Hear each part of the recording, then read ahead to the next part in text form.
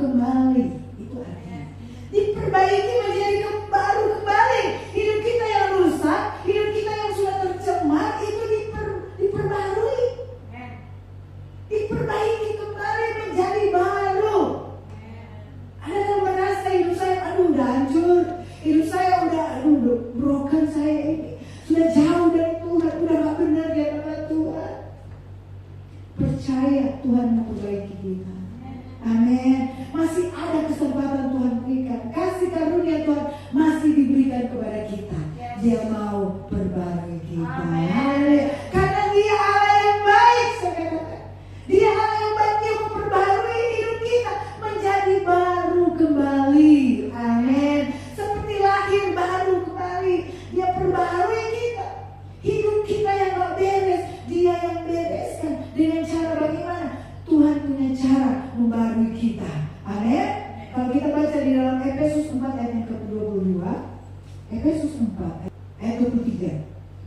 Efesus 4 ayat 23.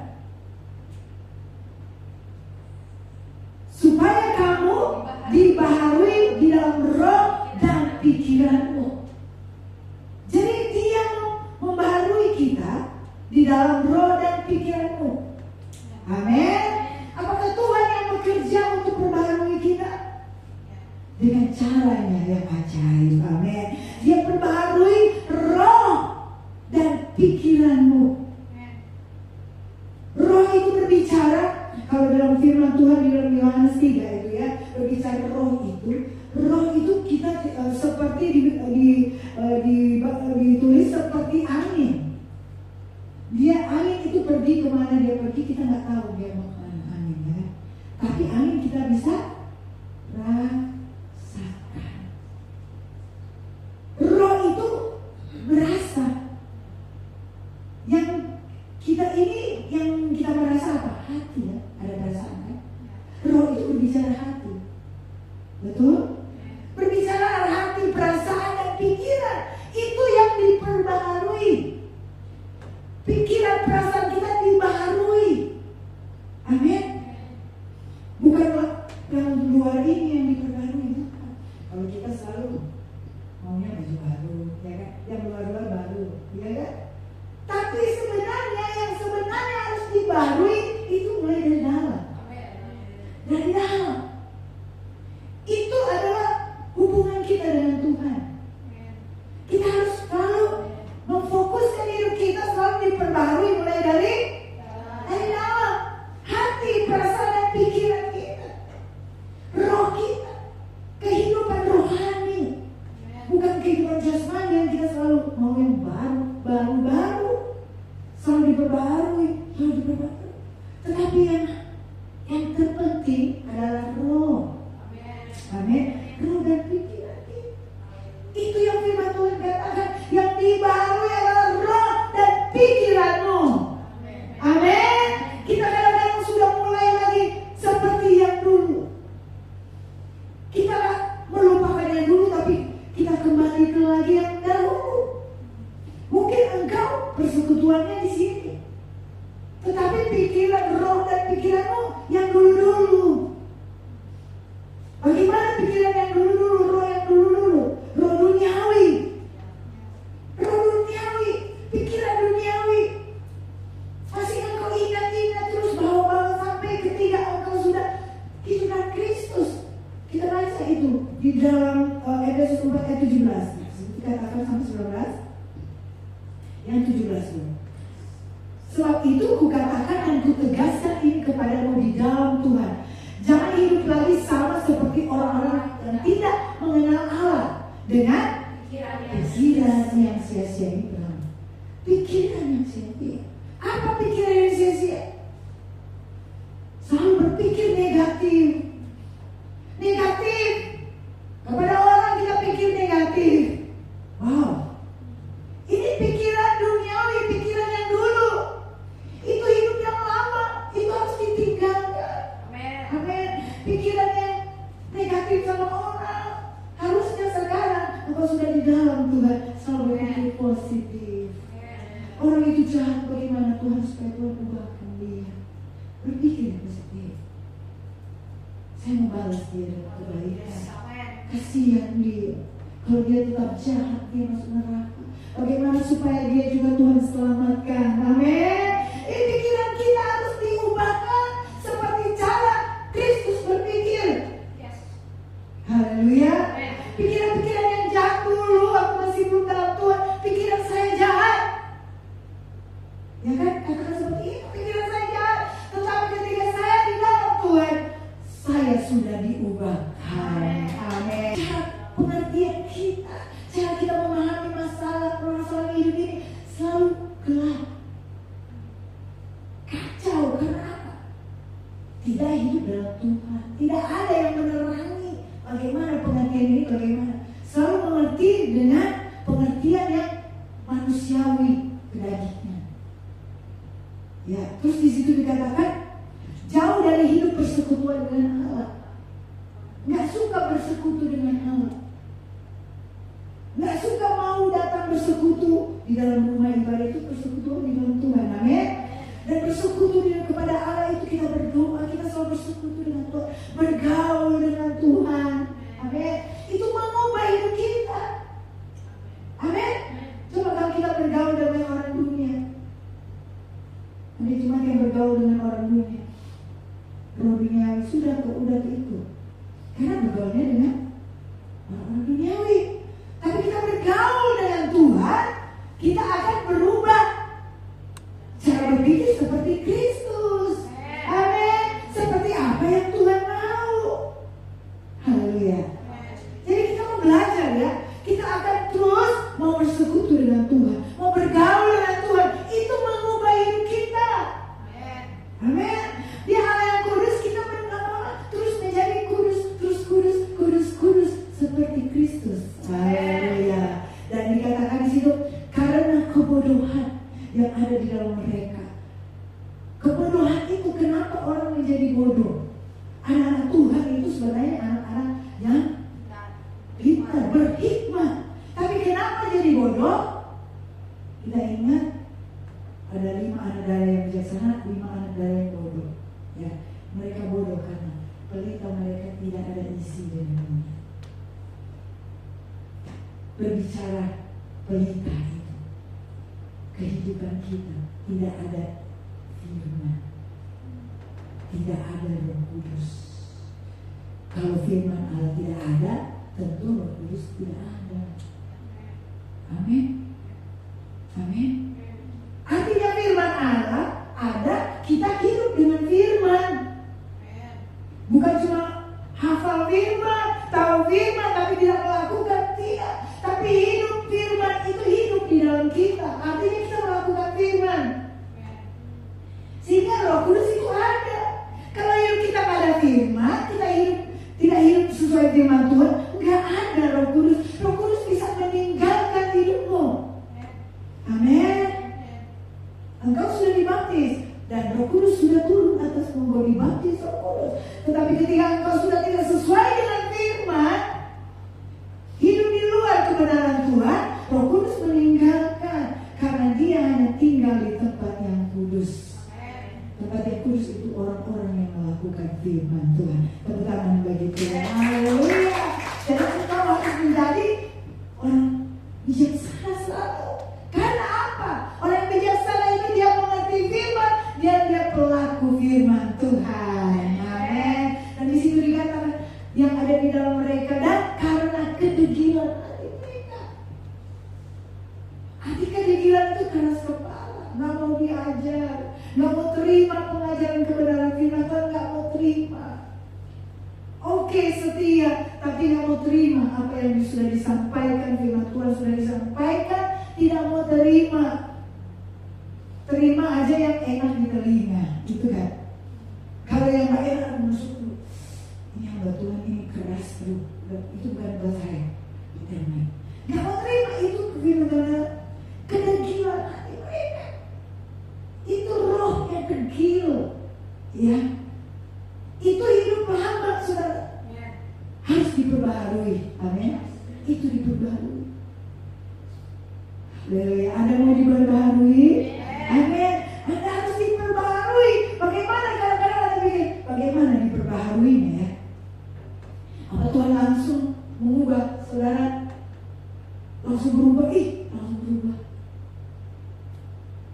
Dia proses hidupmu. Coba perhatikan. Sebab itu kami tidak tawar hati, tetapi meskipun manusia lahiriah kami semakin merosot, namun manusia batiniah kami dibaharui dari sehari ke sehari. Ini artinya apa, saudara? Manusia lahiriah kami semakin merosot. Keadaan ekonomi, keadaan kesehatanmu di merosot. Siapa yang mengizinkan itu? Tuhan. Itu yang dinamakan percobaan, saudara. Salib. Karena kita hidup benar, kita pikul salib. Itu firman Tuhan, pikul salibmu dan mengikut aku. Kalau hidup yang dulu, Tuhan yang pikul salib kita. Tuhan yang pikul dosa-dosa kita, bukan? Tapi ketika kita sudah hidup dalam Kristus, Tuhan tidak pikul lagi salibmu. Dosamu dia nggak pikul lagi. Kan sudah. Makanya dikatakan hanya sekali dia mati di kayu salib. Nah, siapa yang pikul dosa kita? Kita sendiri. Makanya Tuhan bilang, mengikut aku harus pikul salibmu. Salibmu. Engkau tidak pikul salib orang lain. Dosa orang lain engkau nggak pikul. Dosa suami engkau nggak pikul. Betul? Jiwa masing-masing kata Tuhan itu bertanggung jawab. Kalau dia melakukan dosa, dia harus pikul salibnya. Saya sudah jelaskan minggu lalu, kuk dan salib itu berbeda. Kuk itu yang Tuhan berikan, kepercayaan. Makanya disebut katakan kuk itu enak dan ringan. Karena itu pemberian Tuhan. Itu berkat, artinya itu kepercayaan. Atau dikasih beban oleh Tuhan untuk pelayanan, untuk berkorban, itu kuk. Itu enak. Tetapi salib berbeda. Salib itu karena perbuatan dosa kita, karena kehidupan kita yang lama kita lakukan lagi di hidup yang baru. Itu menjadi salib bagi kita, sehingga kita harus pikul. Itu disebut di sini dikatakan manusia lahiriahmu kamu semakin merosot karena salib. Amin. Gak ada orang mengalami percobaan hidupnya naik. Nggak ada. Percobaan dialami membuat hidup kita apa? Turun. Merosot. Kata firman Tuhan, percobaan itu karena keinginan manusia. Karena pencobaan itu karena kehidupan kita yang tak benar di hadapan Tuhan. Amin. Beda dengan ujian, saudara. Seperti dialami oleh Ayub. Tapi ketika kita alami, di situ katakan manusia lahir kita semakin merosot. Di sini yang terpenting adalah manusia batiniah kami dibaharui dari sehari ke sehari. Tepuk tangan bagi Tuhan. Haleluya. Dengan percobaan penderitaan itu, manusia batiniah kita, roh kita ini semakin dibaharui. Orang banyak bertobat karena apa? Alami penderitaan, kan? Betul. Karena dia melakukan dosa, dia menderita, dan disitulah dia dibaharui oleh Tuhan. Dia mulai sadar, dia mulai ingat, Tuhan baik, saya sudah salah. Bisa berkata ini kenapa? Ketika dia sudah diberkati oleh bapaknya, kan? Dia dapat warisan bapak, dia meninggalkan bapak. Dia hidup berfoya-foya, dia pulang semua uang dengan menyenangkan dagingnya. Dia hidup seperti hidup yang lama, hidup dalam dosa. Dia puas-puas dagingnya, pesta-pesta. Setelah habis, kelaparan. Dia nggak ada uang sama sekali, sudah tidak ada apa-apa. Sampai dia melamar pekerjaan, cuma diterima sebagai apa? Pemberi makan baru. Terus makanan pun sulit buat dia. Akhirnya makanan bayi pun mau dia makan, tapi dilarang. Saking susahnya. Anda pernah makan makanan bayi? Makanan anjing? Enggak kan? Susah-susah pun gak seperti itu kan? Tapi ini dia sudah alami penderitaan itu, lahiriahnya merosot, manusia lahirnya merosot. Dan ketika dia alami itu, di situ dia katakan apa? Aku akan bangkit dan pergi kepada Bapakku. Dia sudah tinggalkan Bapak. Banyak orang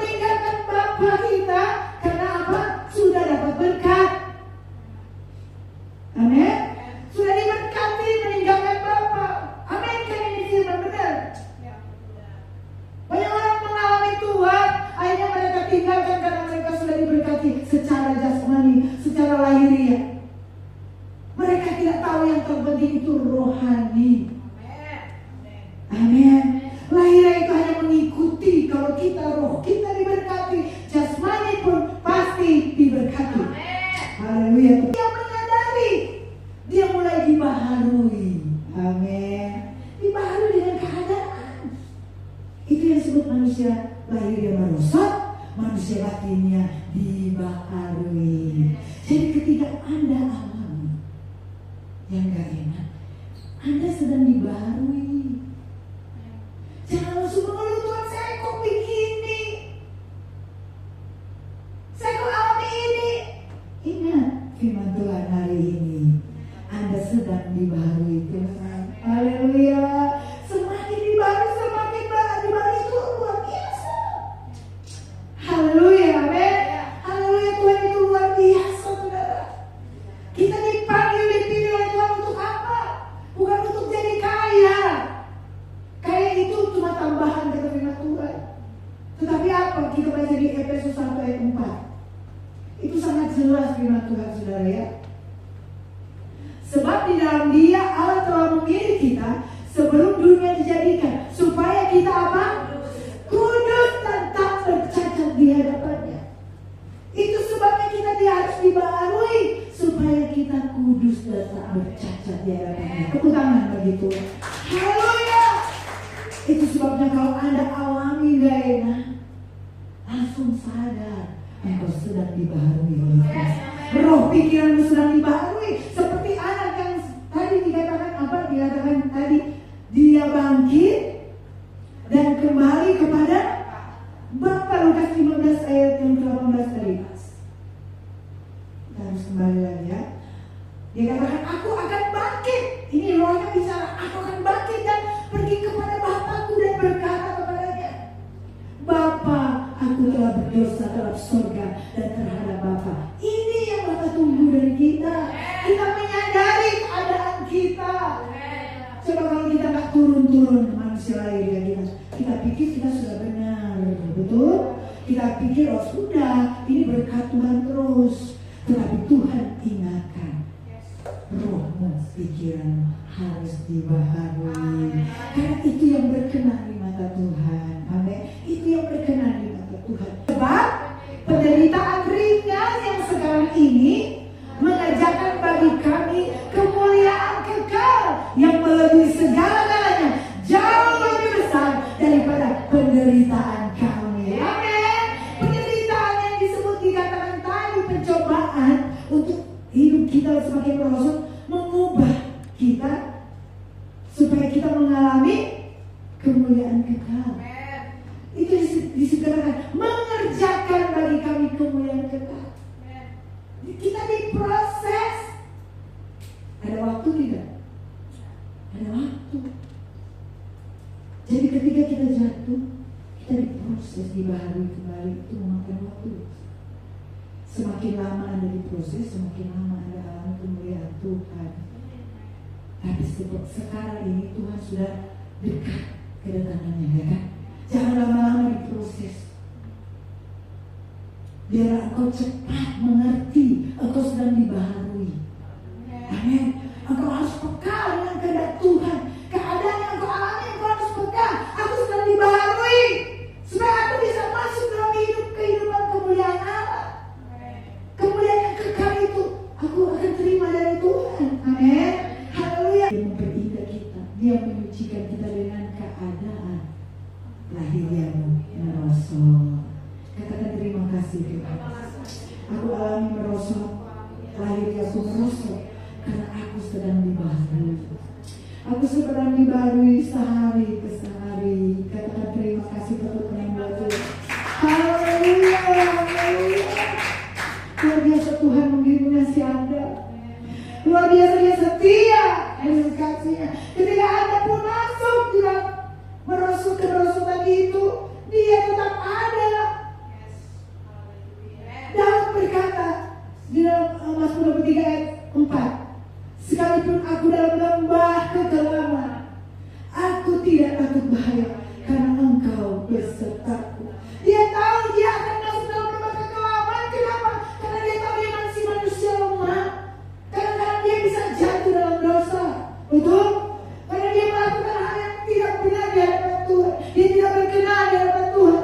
Ketika dia masuk dalam lembah pun Tuhan setia. Dia menyertai, dia ada, dia memimpin. Maka dia pegang tanganmu.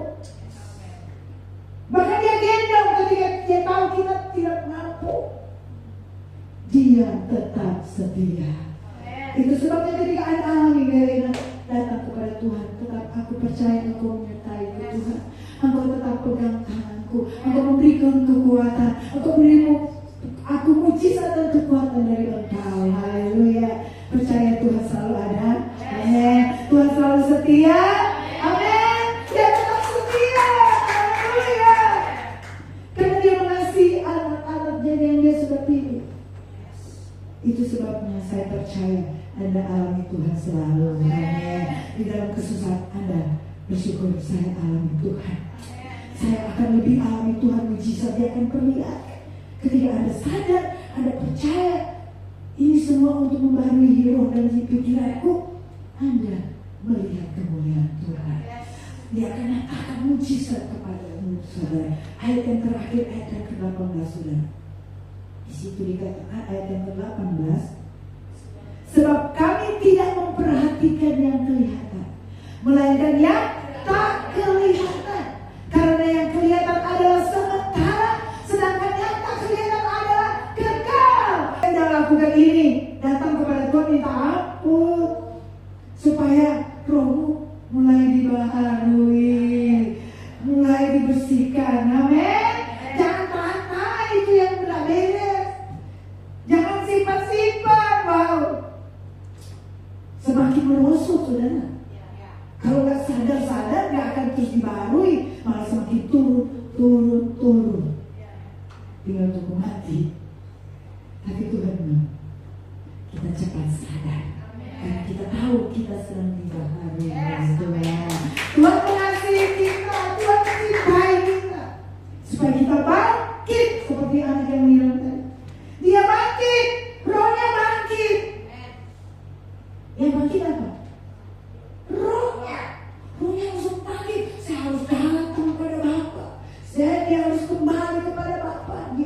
Kembali kepada Bapa, kepada kasih Bapa. Amin. Ketika kembali, apa Bapak? Kamu udah nakal dulu, kamu udah gak benar dulu, gak setia, kamu udah tinggalin saya. Manusia bisa aja begitu ya. Tapi Bapak kita tidak. Amin. Dia baharui. Amin. Dia baharui. Sehingga apa yang ketika anak teringan datang kepada Bapak, apa yang dia terima? Dia dikasih cincin, dia dikasih pakaian juga yang indah yang baru, sepatu, bahkan dibuat apa? Pesta. Mungkin gak pernah pesta, akhirnya dibuat pesta, sehingga kakaknya cemburu. Begitu pun kita, kalau kita sudah alami, dibaharui, alami yang enak, dan kita sadar kita kembali, kita diberkati. Amin.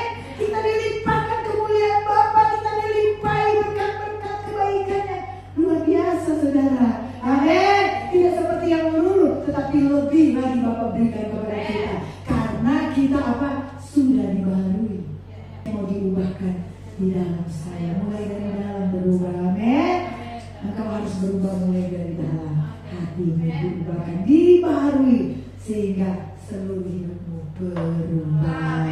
Tepuk tangan bagi Tuhan.